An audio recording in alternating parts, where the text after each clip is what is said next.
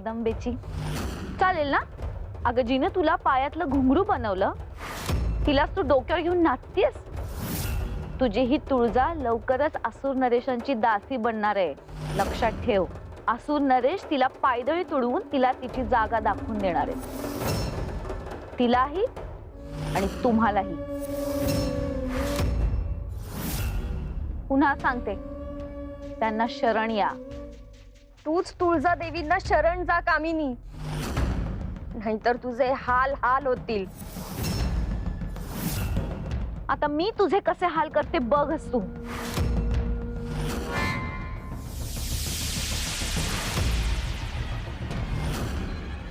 साक्षात काम आहे मी, काम.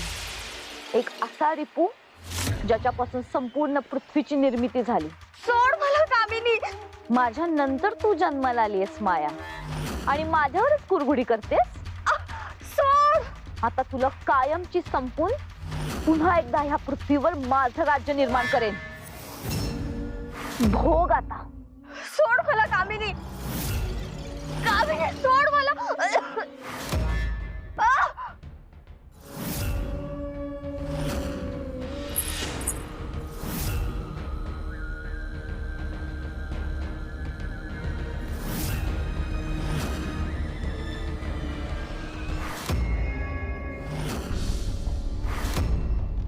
मायाचा जीव संकटात आहे, तिच्या मदतीला मला जायला हवं.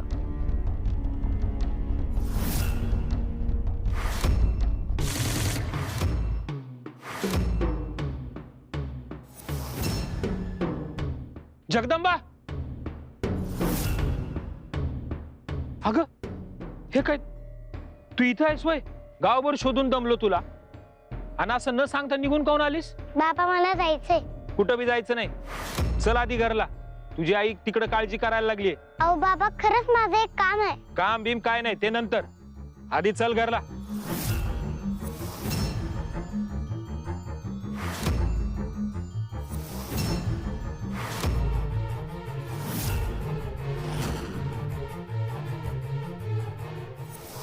तुळजाई मायाला वाचव, आता तूच तिचं रक्षण करू शकतेस.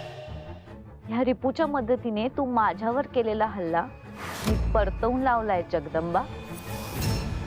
आता तुझी माझ्यापासून सुटका नाही, कदापि नाही.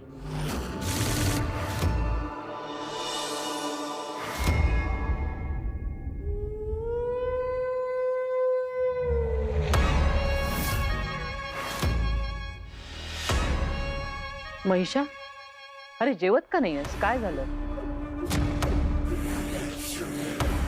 काही नाही देती माता. काही नाही कसं? काहीतरी घडलंय, सांग महिषा, काय झालंय? भोजनातही लक्ष नाहीये तुझं, की अजूनही तू त्या कोड्याचा विचार करतोयस? देती माता, त्या कोड्याचा विचार मी आधीच सोडून दिलाय, पण आमच्या मार्गात सारखे अडथळे येत आहेत.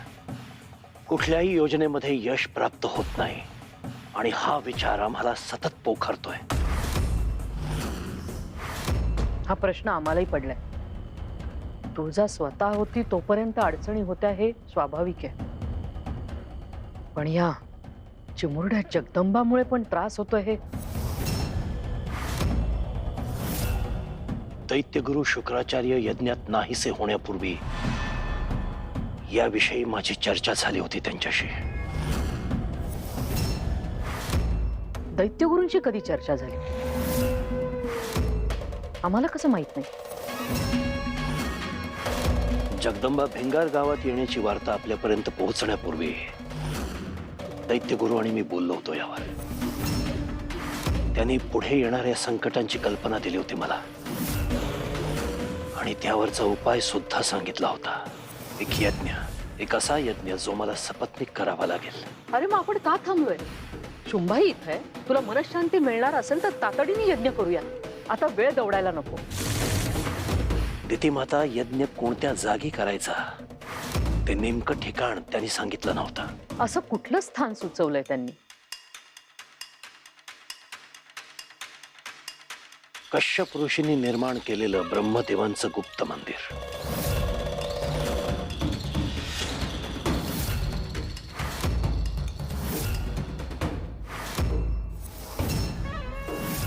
अशी कुठली जागा अस्तित्वात नाहीये.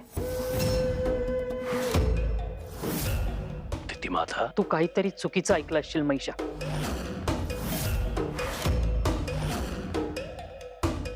ती माता, ऐकलं शुंभा? ऐकलंस देती माता काय म्हणाल्या? मंदिराबद्दल त्यांना माहिती असेल, त्या आपल्याला सहाय्य करतील असं म्हणाली होतीस तू. पाहिलंस? असुर नरेश, दैत्यमाता ज्या प्रकारे अस्वस्थ होऊन इथून निघून गेल्या त्यावरून आपल्या हे लक्षात येते की त्यांना हे ठिकाण नक्की ठाऊक असणार आणि ते ठिकाण नेमकं कुठे आहे हे एवढंच आपल्याला त्यांच्याकडून काढून घ्यायचंय. आणि ते काम आपण आमच्यावर सोपवा. ते मंदिर कुठं आहे हे लवकरच आपल्याला समजेल.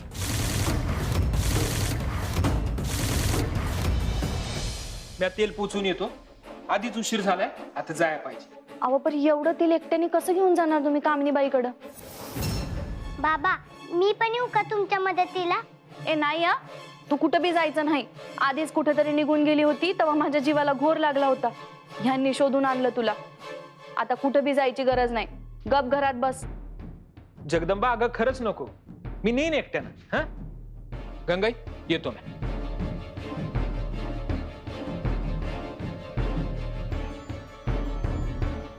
जगदंबा, मी घरातली बाकी कामं आवरती. कुठं बी जायचं नाही. गप घरात बसायचं. समजलं?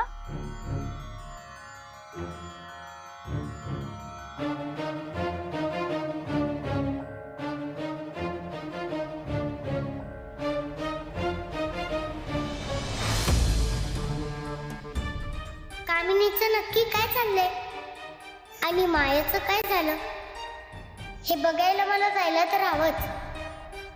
आईचं लक्ष नाही तोपर्यंत निघते.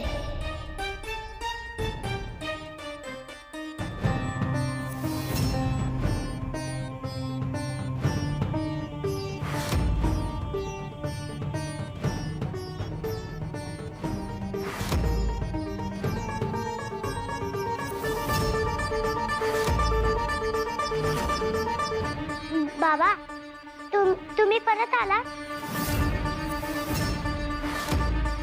मी जात नव्हते कुठे. मी आपलं असंच बाहेर.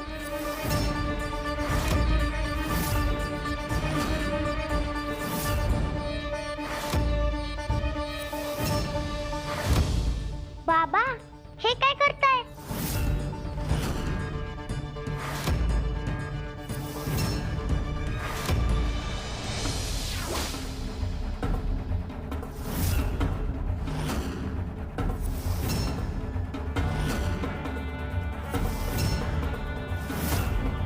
माया तुझी ही अवस्था? कामिनीने छळ केलाय ना तुझा? थांब आता तिला धडा शिकवते. थांबा देवी.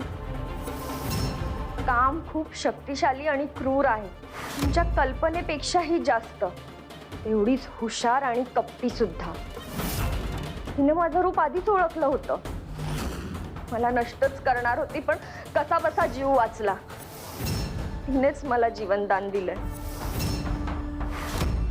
पण मी तिला सोडणार नाही. आजच तिचा अंत निश्चित आहे.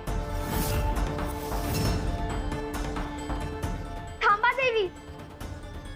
अहो ऐका माझं. आता कुठेही जाऊ नका. काम खूप भयंकर आहे.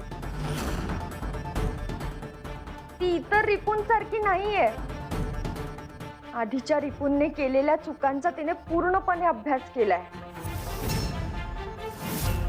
आम्ही ज्या चुका केल्या त्या ती करणार नाही आणि म्हणूनच ती जास्त घातक झाली आहे. नक्की काय विचार आहे तिचा? ते माहित नाही पण ती थेट तुमच्यावर हल्ला करणार नाही. काहीतरी भयंकर शिस्त आहे तिच्या डोक्यात.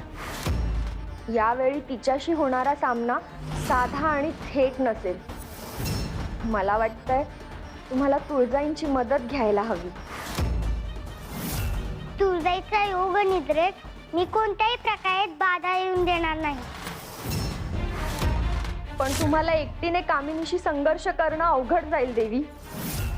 तुम्ही तिच्याशी संघर्ष करा पण योग्य वेळ येईल तेव्हा.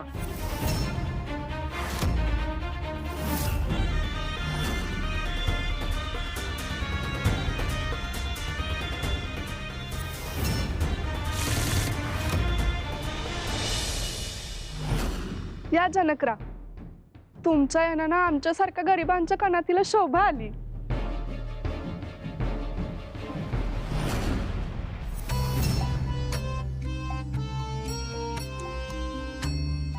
एका दिवसाची शोभा.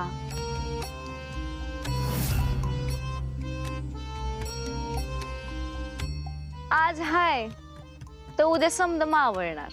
कामिनीबाई, क्षमा करा. मी जे काही केलं ते गावाच्या भल्यासाठी. जनकराव, मला समद माहित आहे तुम्ही दयाळू हाय, मायाळू हाय. तुम्ही कायम दुसऱ्यांच्या भल्याचाच विचार करताय. आता बघा की एवढा आमच्यासाठी स्वतःहून तेल घेऊन आलात. सांगा काय मोबदला पाहिजे? एक मोहर द्या. काय काय म्हणला जनकराव तुम्ही? मंजुळे, जरा त्या दिव्यातलं तेल टाक ग माझ्या कानात, मला ऐकूच येत नाही.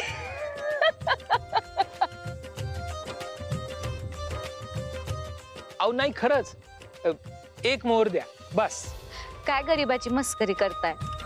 अहो तुमची मेहनत, तुमचा खर्च आणि ह्या समद्याचा मोबदला म्हणजे फक्त एक मोहर. वय, तुम्ही बी इथं पोटा पाण्यासाठी आला होता, पण तुमची काही कमाई झाली नाही. मग मी एवढं तरी करायच पाहिजे ना तुमच्यासाठी. तुम्ही लय चांगल्या मनाचा आहे जनकराव. हे घ्या तुमची एक मोहर.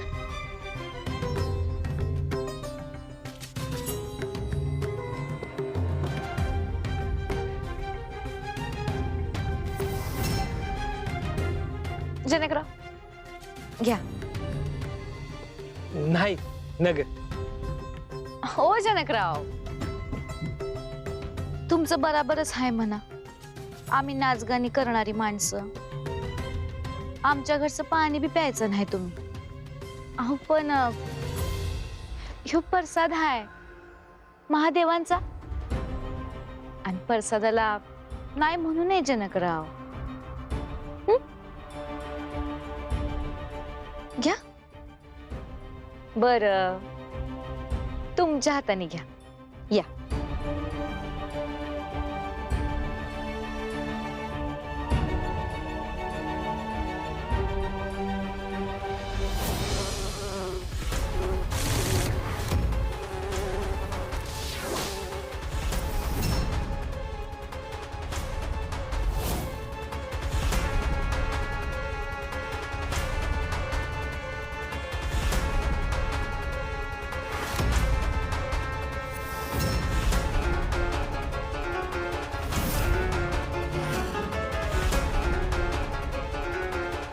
ही साधी सुधी मिठाई नाही, तुला भुलवण्याचं औषध आहे जनकराव. ह्यात असलेला वसकिडा आता कामाला लागणार.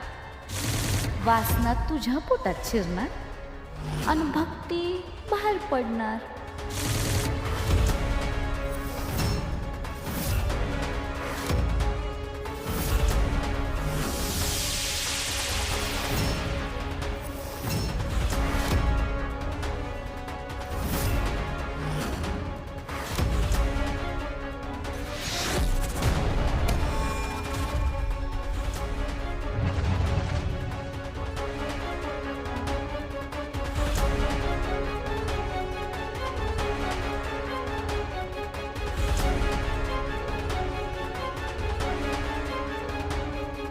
अहो हे काय करताय?